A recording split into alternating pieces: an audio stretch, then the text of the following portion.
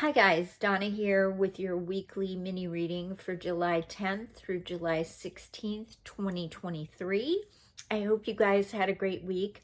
Last week we had meditation, music, and support from the Healing with the Angel cards by Doreen Virtue. We had Regain Your Focus from the Sword of Light. And then we had It Is Safe for You to Receive from the Abundance Angels. So I hope you were able to work with those energies of the Abundance Angels, Saint Michael, of the meditation, coming into meditation using Saint Michael, Raphael, Uriel, and Gabriel, or any of your guardian angels, whatever it is that you needed to do in order to do that meditation. And again, maybe it was doing exercise or listening to music or just kind of, zoning out outside and just taking a few minutes to really get in touch with your heart, your high heart, and moving forward and figuring out, where do you need to regain your focus. So we will be using those same decks this week, as I always do, and I'm going to call in Saint Michael, Raphael, Uriel, and Gabriel, and ask, what is it that we all as a collective need to know this week? It is almost the middle of July, which is hard to believe, and it also is been a little cooler here. We haven't had quite as much of rough weather as we've had over the last couple weeks, so that was kind of nice. So hopefully this week will sustain it. It might get a little hotter because we're going into July and August, a little more humid.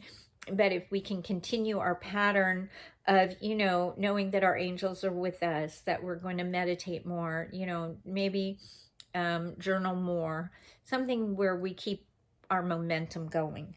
Okay, so this week we had 4 fallout. There's retreat,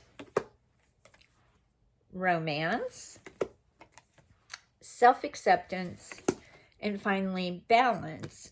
So this is interesting. So when we go to the retreat card, it kind of goes hand in hand with last week, right? We had meditation, music, and support. So we know that we have that support. This week is all about retreating inside ourselves, though.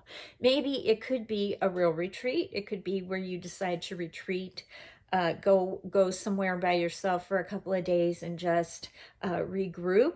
Or it could simply mean that 5 minutes a day, you're going to take time to just kind of settle, be quiet, and retreat inside yourself. Maybe scan your body, ask your body if there's something that you need to eat, or you need to drink, or you need to minimize, maybe there's something, a habit you're trying to give up. This is the time to retreat. But also know it's a retreating from negativity in our mind.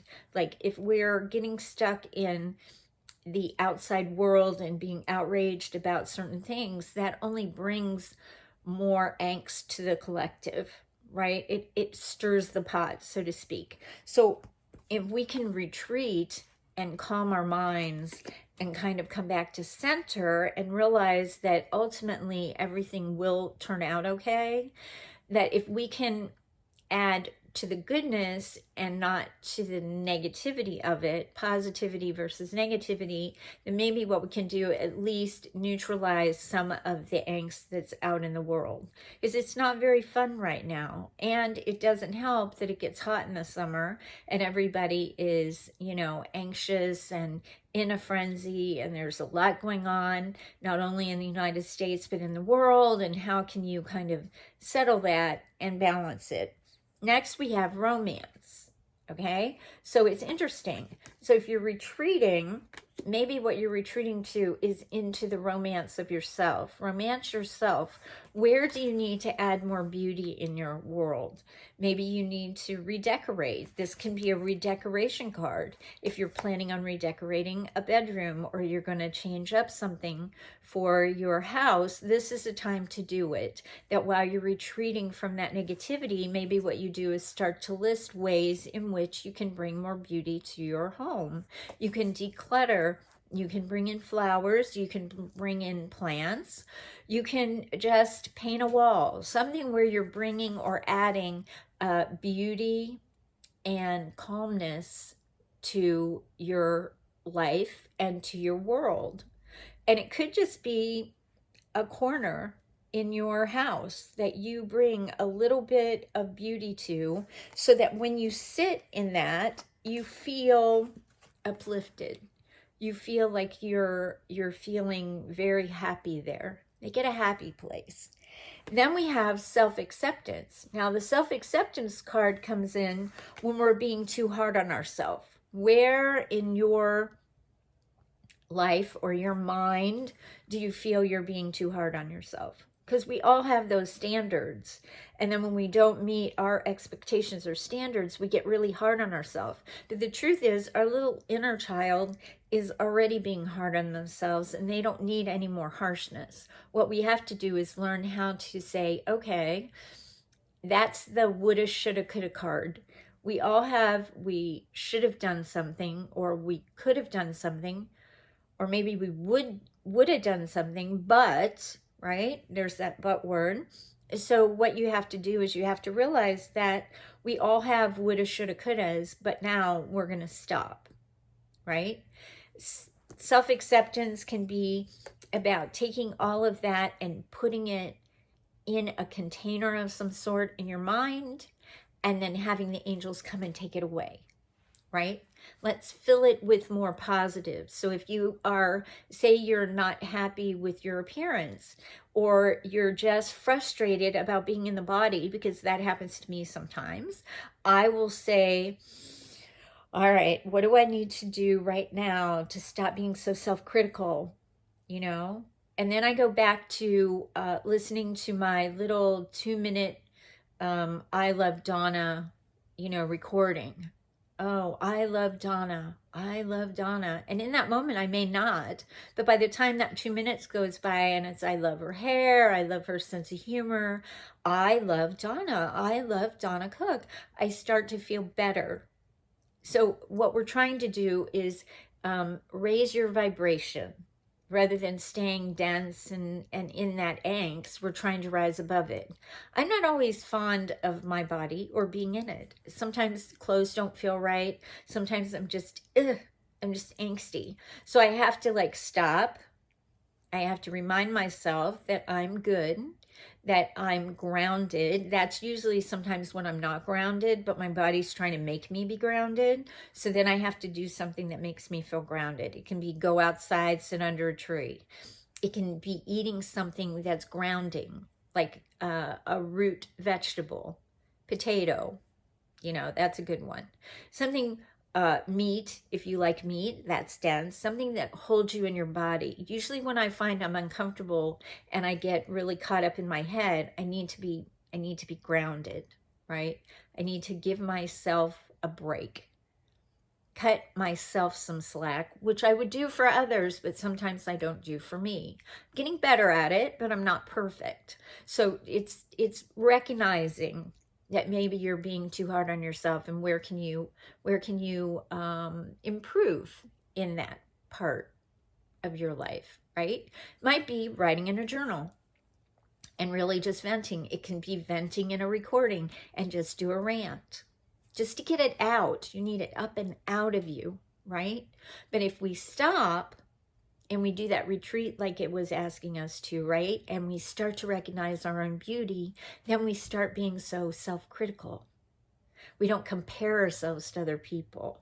We just simply be and realize how magnificent we are as just being here and being on this planet.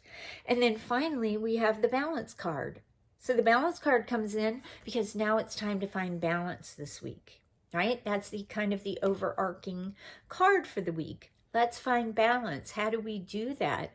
How do we remain neutral in our thoughts? How do we find that?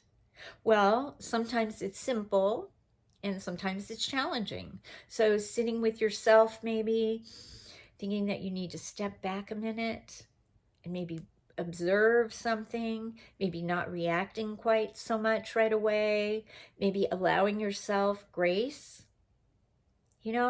allowing yourself kindness and say, you know what? I realize I need balance. Where am I out of balance in my world? Am I out of balance and I'm working all the time and I'm frustrated and nobody's nice and I'm frustrated, right? Or is it in your personal life where you're so frustrated over here, you come home and you're not pleasant to be around? You know, where do you find the balance? Well, maybe what you do with this angst is on the way home, you rant and rave and then when you get home, you realize this is supposed to be my sanctuary. I need to go sit in that corner where I have happiness and peace and joy, or outside on the deck, or outside under a tree, or putting my feet in the water at my pool, if you have one, right? Something where you're doing something active so that you're soothing. It's kind of a self-soothing week, right? So if we know we have the balance, then we can allow ourselves to not be so hard on ourselves, and we can see the beauty that's around us, inside of us, and what we give off.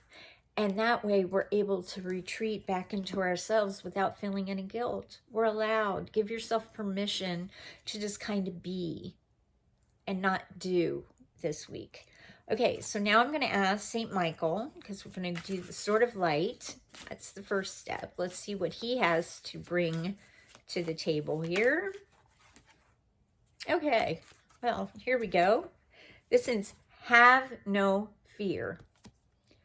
Fear is a trap of the ego. Allow me to use my sword of light to free you from the disquieting feelings holding you back. Ooh, that's really good, right? Because we had the retreat. So maybe in your retreat, you visualize having St. Michael come by and cut away all of that angst that you have, all of those negative thoughts about yourself or others, right? Contribute to the light. Ask St. Michael to help. Have no fear. Be fearless. Be courageous. Step into who you need to be. Step out of your comfort zone. That's what I'm working on. Stepping out of my comfort zone. You know, it's challenging. It's challenging because we don't know exactly what that means, right? Sometimes we just go along and then we think, what is getting out of our comfort zone? Right? For me, it's saying, hi, you know, my name is Donna and I have a great new company. It's called Bridgewater Transitional Healing and I'd love to tell you about it. It's making myself vulnerable. It's standing out and saying, hey, this is what I'm doing and I hope that, you know, you would like to hear about what I have to say. And for me, that's stepping out of my comfort zone. Not that I can't stand up and talk in front of people. Obviously I can. This is more about me stepping into my space, into my spotlight, not being in the background, but being actually on and talking about really wonderful things that are important to me, that make my heart sing. And then it's hopefully inspiring others to find their life purpose, what they want to do, getting out of the negativity, giving them some hope, helping them have this sense of wonder again. But maybe they reject that. Maybe they don't like that. Maybe they won't like me. But I have to step out into that space. And it can be really scary. But if I listen to St. Michael and I have no fear, then I need to ask him to cut away that kind of fear from me so that I can go out and give my best and just realize that not everybody's going to like me, and that's okay. But also trust that he has my back and that nothing's bad is going to happen to me. You know, if somebody doesn't like me, they don't like me, but that's okay.